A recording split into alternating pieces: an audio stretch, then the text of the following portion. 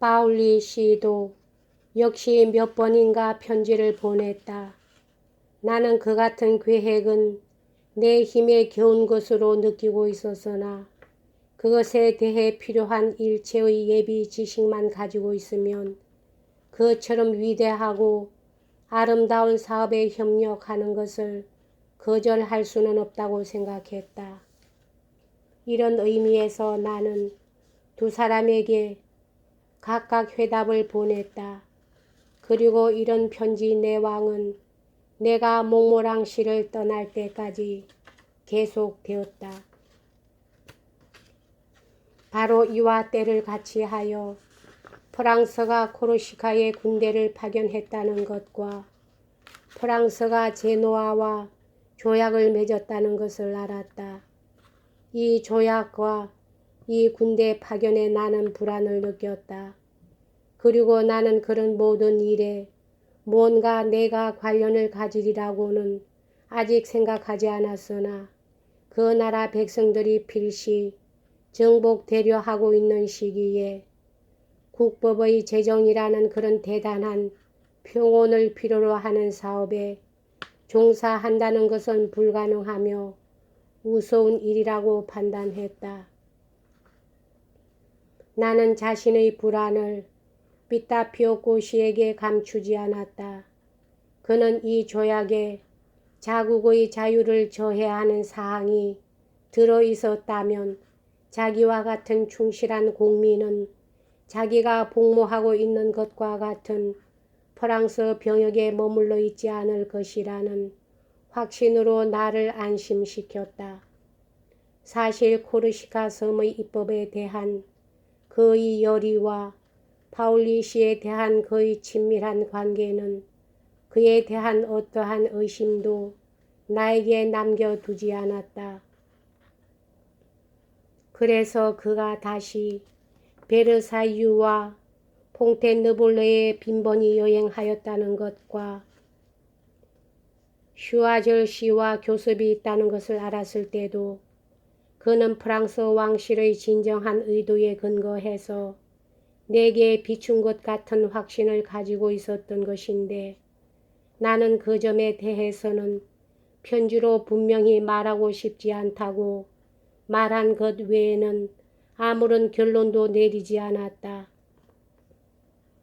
이 모든 것들이 얼마간 나를 안심시켰다. 그러나 프랑스 군의 파견에 대해서는 도저히 납득이 가지 않았고 코르시카 사람은 제노아 사람들에 대해 그 도민만으로 충분히 그들의 자유를 지킬 수 있었는데 프랑스 군이 코르시카 사람들의 자유를 보호하기 위해 이 섬에 출병한다는 것은 도리상 생각할 수 없었으므로 나는 완전히 안심할 수가 없었다. 그리고 그런 모든 일이 나를 조롱하기 위한 연극이 아니라는 확실한 증거가 없는 한 본격적으로 입법 상담에 관여할 수도 없었다. 가능하면 꼭 비타피오코 씨와 회견을 갖고 싶었다. 그것은 내가 필요로 하였던 의사소통의 진정한 방법이었다. 그는 내게 그런 기대를 갖게 해주었다. 나는 초조한 마음으로 그것을 기다리고 있었다. 그가 정말 그런 계획을 갖고 있었는지 어쩐지 나는 모른다. 그러나 그가 그런 계획을 가지고 있었더라면 나의 재난으로 말미암아 그것은 내게 아무 소용도 되지 않았을 것이다.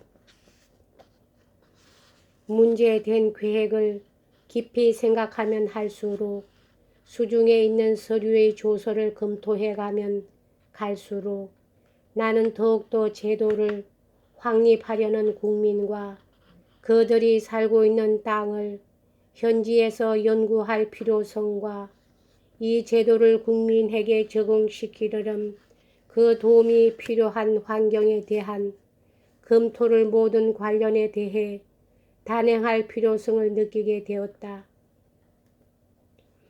나는 멀리서는 내가 일을 하는데 필요한 모든 지식을 파악한다는 것이 불가능하다는 것을 날이 갈수록 알게 되었다. 나는 그런 내용을 비타비오쿠에게 편지를 써보냈다.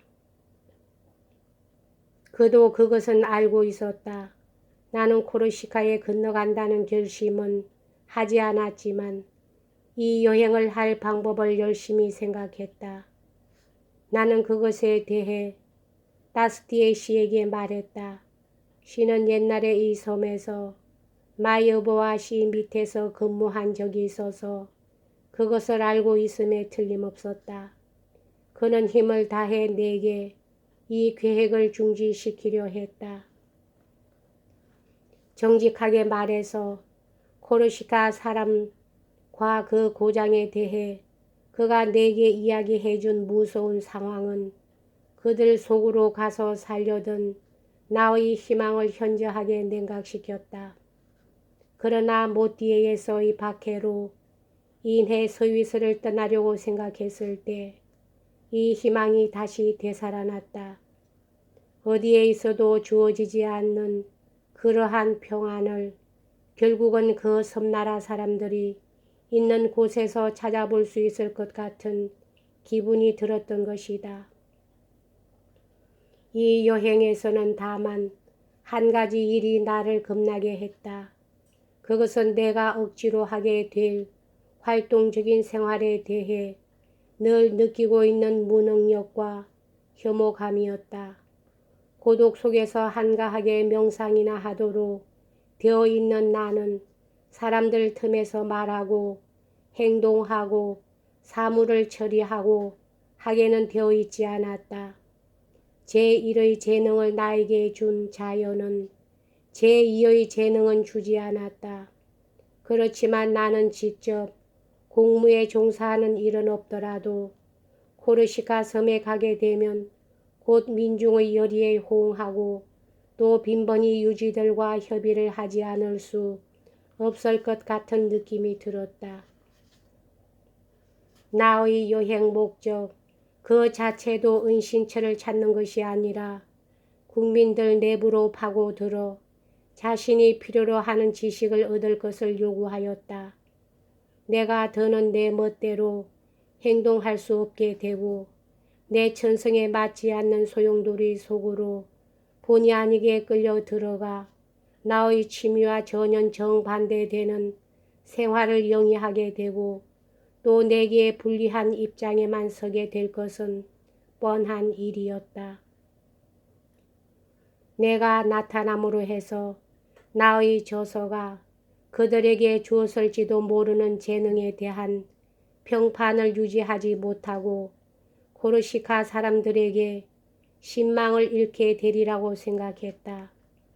이것은 나의 손해이기도 하고 그들의 손해이기도 하다.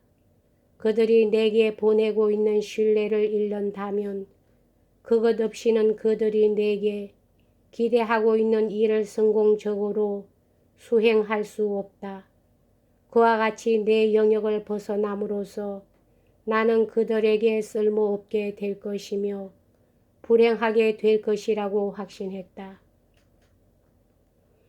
몇 해 동안 두고두고 고통을 겪으며 가전 종류의 폭풍우에 시달려 방황과 박해로 지칠 대로 지친 나는 휴식이 필요를 동절히 느꼈으나 잔혹한 적들은 그것을 내게서 앗아 버리기를 낙으로 삼고 있었다.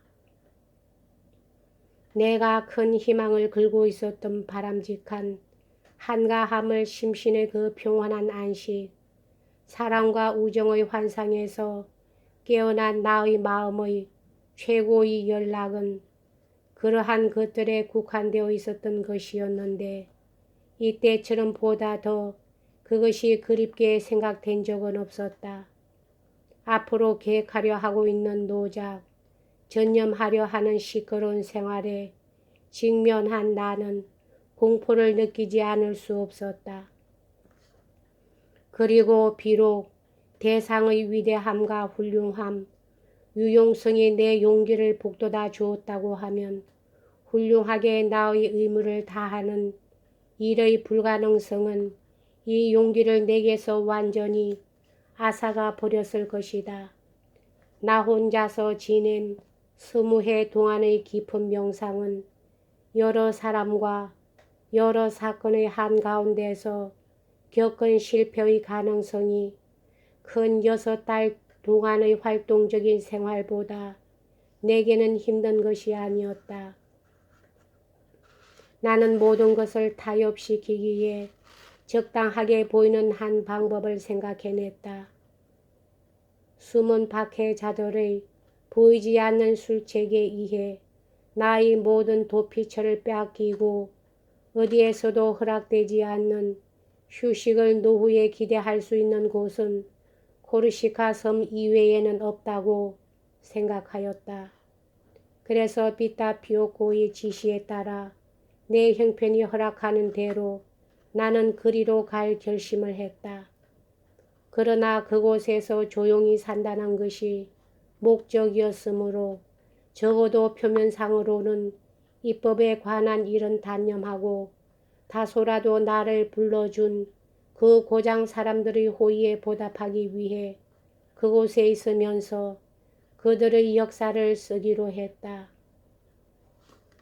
그렇지만 성공할 단서라도 발견된다면 그들에게 한층 도움이 되게 하기 위해서 필요한 자료도 틈틈이 수집해 보려 했다.